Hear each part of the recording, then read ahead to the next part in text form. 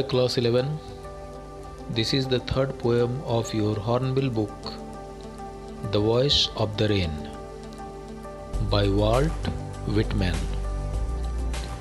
First of all मैं आपको बता दूं कि this poem is given in blank verse. Blank verse means without rhyming scheme. इस poem में कोई भी rhyming scheme नहीं है. एक्सप्लेनेशन अगर आप प्रेजेंटेशंस को देख लोगे तो आपको अपने आप समझ में आ जाएगा. फिर भी मैं for your convenience I am explaining it. इसमें बहुत सारे आर्किक वर्ड्स यूज़ किए गए हैं. आर्किक वर्ड्स मीन्स आज के समय में उनका यूज़ बहुत कम रह गया है, ना के बराबर. बट पोएम के साथ इसका यूज़ बहुत अधिक किया जाता था. एंड हु आर्ट दाऊ, तो आर्ट का मतलब आर, दाऊ का मतलब you. Said I to the soft falling shower. Poet जो है, पोएट पूछता है सॉफ्ट फॉलिंग सावर यानी कि लाइट रेन से. क्या पूछता है कि तुम कौन हो. Which strange to tell, give me an answer as here translated, I am the poem of earth. बारिश की बूंदों से एक अजीब सा एक आंसर मिलता है जिसे बताना बहुत ही मुश्किल है, बहुत ज़्यादा अजीब है. बारिश की बूंदें ऐसा लगता है कि मानो कह रहा हो कि आई एम द पोएम ऑफ अर्थ, मैं इस अर्थ का पोएम हूँ. Said the voice of the rain means वो रिप्लाई करता है. इटर्नल, इटर्नल का मतलब होता है परमानेंट, जो हमेशा के लिए. आई राइज इम्पल्पेबल, इम्पल्पेबल का मतलब होता है कैन नॉट बी टच्ड, मुझे कोई छू नहीं सकता.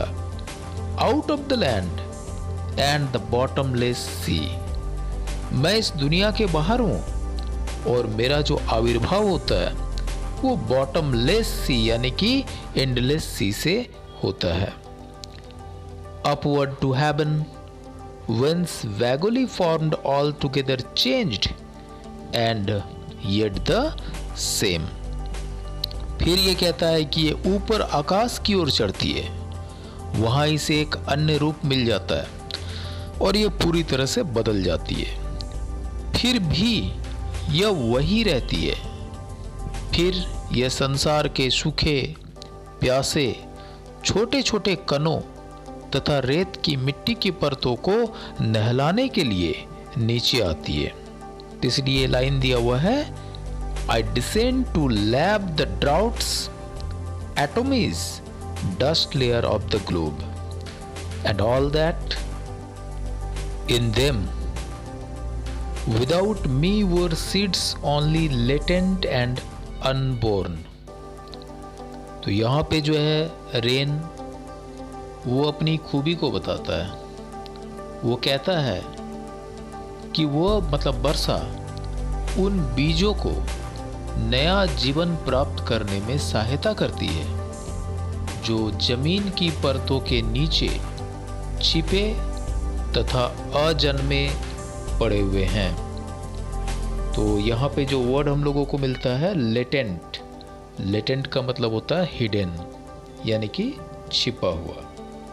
एंड फॉर एवर मतलब हमेशा के लिए. By day and night I give back life to my own origin.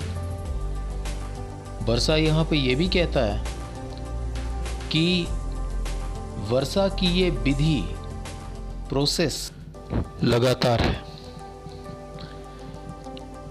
तथा रात दिन ये प्रोसेस चलता ही रहता है. वर्षा अपने उद्गम स्थान को जीवन वापस देती है, इसे पवित्र बनाती है, सुंदर बनाती है.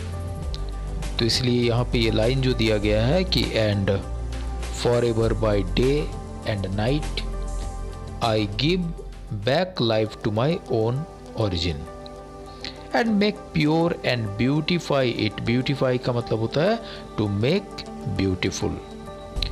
For song issuing from its birth place after fulfilment wandering, wrecked और unwrecked, duly with love returns. तो यहाँ पर अंत में वर्षा ये कहती है कि वो पूरे धरती को पवित्र तथा सुंदर बनाती है। वर्षा एक गीत लाती है। यह गीत उसके जन्म स्थल से आरंभ होता है। यह इधर उधर घूमती रहती है, चाहे कोई इसे ध्यान दे अथवा ना दे। अपनी पूर्ति यानी कि सिद्धि करने के पश्चात गीत उचित प्यार से लौट आता है।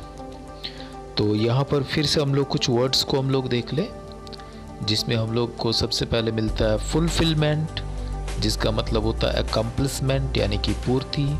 रेक्ड का मतलब होता है care about, paid heed to. और ड्यूली का मतलब होता है उचित रूप से। फिर थोड़ा से हम लोग लिटरेरी डिवाइस की बात कर ले। इस पोएम में कौन कौन सा लिटरेरी डिवाइस है? तो लिटरेरी डिवाइस में हम लोग को मिलता है पर्सोनिफिकेशन, क्योंकि रेन कभी आंसर तो कर नहीं सकता, तो इसलिए पर्सोनिफिकेशन। मेटाफर मिलता है हम लोगों को, जैसे the voice of the rain, तो ये मेटाफर है। और इमेजरी है, ठीक है। तो I hope you liked it और आपको समझ में आ गया होगा। And if you like my channel, then do like, do comment and do subscribe it. Thank you very much for your watching. Bye. Have a nice time.